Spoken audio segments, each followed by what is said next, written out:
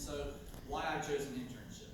Last year we had a very strong senior class, and my goal was to group and unite the divide that they left in our youth. They are a big leader in our youth last year, and they helped unite everyone every Wednesday night, on Sunday mornings, in services, on mission trips.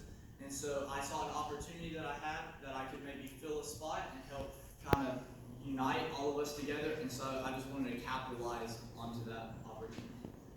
In addition to that, speaking with people, in addition to working with people, is a big passion of mine, and that's something I want to do in the future with my chosen field of study, but exactly I'm not sure how it's going to fit in at the moment. So my mentor is Jacob Comer.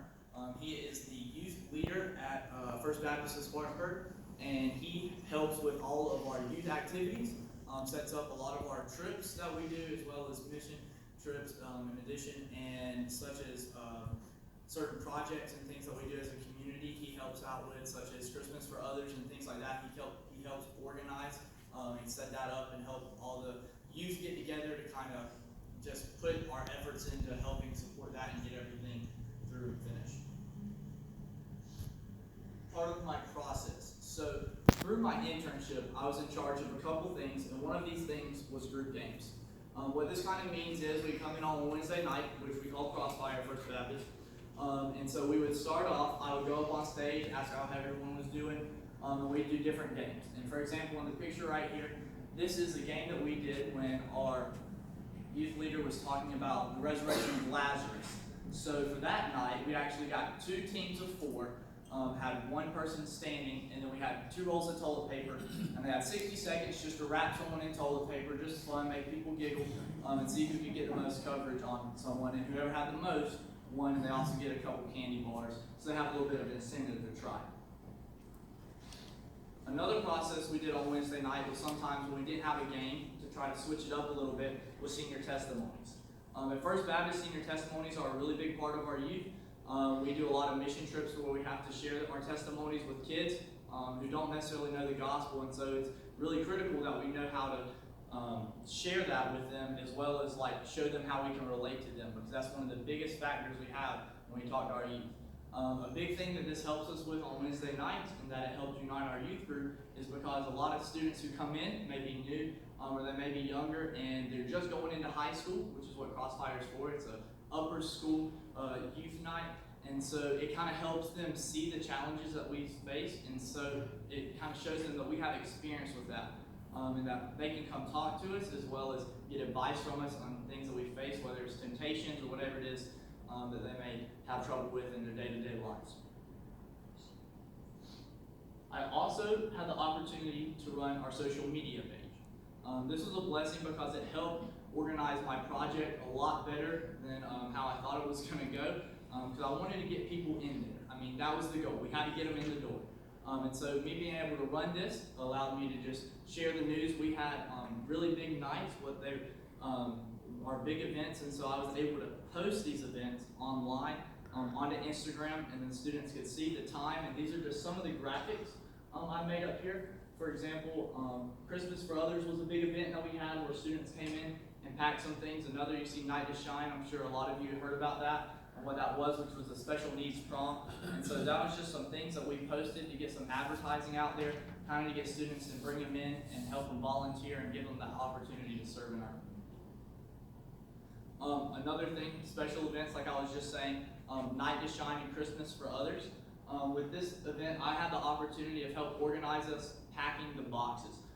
So that involved me texting students, trying to get them to come in and just gather them all into a room, where we ended up packing over 100 boxes. This is actually a picture right here on the Sunday morning after we packed them on that Saturday, just to thank all the people who donated supplies and put funds towards this project for students and people in. Another trip that I was able to help organize was our spring break retreat. Usually, each year, we do something on spring break. This year, we kind of switched it up because usually families are out of town traveling and things of the sort. So we decided to go down to Palm City Beach for a weekend. And so I had the opportunity to help organize that. And for that retreat, we actually had Awaken Church, which is a church down in Charleston, come and lead worship for us, they were absolutely amazing. Totally recommend it if you ever go down there.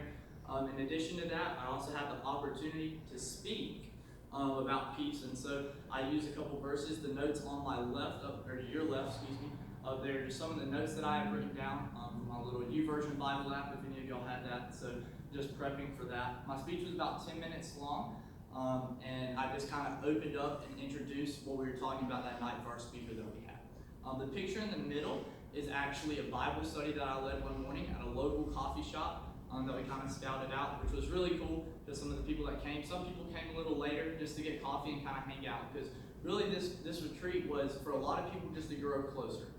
Seniors are leaving, students are getting older, summer's approaching, so just one way for us just to stay connected during this busy time of the year. One of the big some of the big challenges I faced, were finding people each week to volunteer, to do games, and to do testimonies. I mean, everyone's favorite thing isn't to go on stage in front of 100 kids each night and be like, oh, this is what I struggle with. So that was a big challenge, and so it took a lot of advance notice. I had to text people a week ahead, so I had one kid who actually wrote out 2 pages of his testimony and literally read it almost verbatim after he had memorized it. So that is how nervous he was, but he was so committed to that that he was willing to do that, which was absolutely amazing. Another thing I faced was communication error with my mentor. It was a really hard thing. A lot of times it would be, hey, I need you to do a game tonight, and it would be the Wednesday of, and I'd be like, oh man, I gotta find a new game that wasn't repetitive. That's another challenge I faced that I mentioned up there. And so, because you want to keep the students engaged, you don't want them to see the same thing night after night when they come in, because you want them to come back for more. You want them to stay in, you want to bring them in and keep them there. And so those are just some of the big challenges that I faced. What I learned through my senior project. Well, number one, communication is key, and advanced communication is everything. Late notice is not an option. It should not be a choice. Sometimes you have to make do with what you have, but if you can prep, it would be amazing. Another thing, crowd participation is extremely hard to facilitate. I remember my first time going up there, I was kind of talking on the microphone a little nervous because I hadn't done anything like this before. I do like speaking in front of people, but I just didn't know what type of response I was going to have. And so I wasn't into it. And so that caused them not to be into it. And so when you have a group of kids who are 9th, 10th grade, and they're kind of looking up to you as a senior, you have to be into the game for them to be into the game. And that is one of the easiest ways to facilitate participation inside of the crowd. And communication is key. Like I said, I also learned that in the future, as I pursue a career right now in computer engineering versus computer science, I wanted that hands-on approach with people, which is why I chose computer engineering, because I have the opportunity to do those things with my hands and be in the field and do all of that hands-on experience, like I said. So I really enjoyed this project. It was amazing. I'll do it again if I can, and I hope to continue it until the end of the school year and partially into the summer until I have to start leaving and getting things prepped for college and things of the sort. So thank you for listening. Are there any questions that anyone has? Cort, I have a question. You mentioned that one of the things you really hoped to do was to connect the youth group since the seniors had left. How do you feel like, were you successful on that?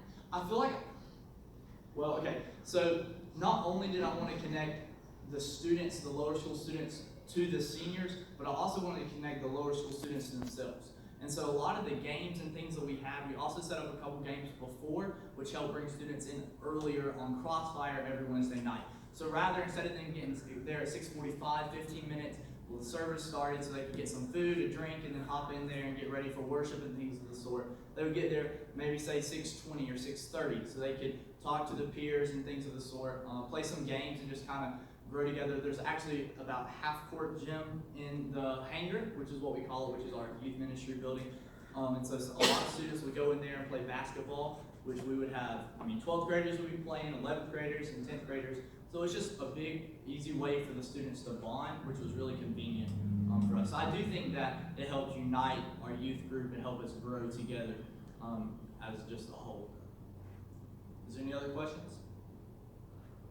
How many people do you Okay, so I think the biggest thing with that is, so we have students that come from Spartan High, Dorman, Oak Brook, SCA, all over. So really, it really depends on the students. I guess I say on average, we probably have 100. On off nights, we maybe have 70. On big nights, which we probably have maybe 150, 200. And so some of those nights we would actually advertise.